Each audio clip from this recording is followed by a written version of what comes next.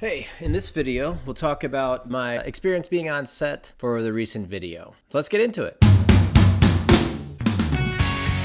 The very first thing was arriving on set, making sure you had the address right, and that includes where to park, which is usually not an issue, but depending on the location, might actually be an issue, so make sure you plan ahead for that. Next was making sure you understood who's who and who you should be talking to and who you should not be talking to. So in this example, I was not talking to the producer and I was not talking to the director. Instead, I was talking to the AD, which was my point of contact while I was there.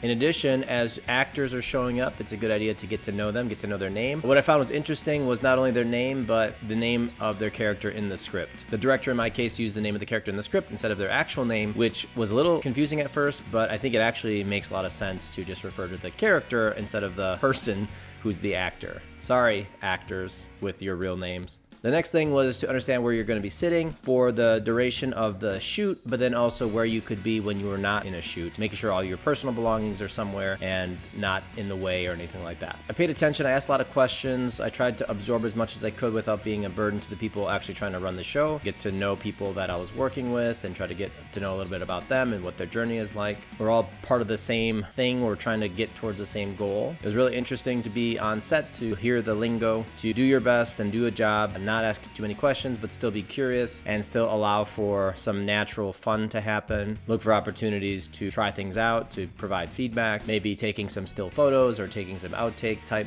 videos or just going with the flow and still having fun. Always trying to do it from a place of collaboration and making sure you're allowing the place to be a safe space for people. Basically just being mindful of people and being mindful of their experiences. Overall, it was a really fun experience. It was actually a really fun experience and I look forward to doing it again. More shoots like that.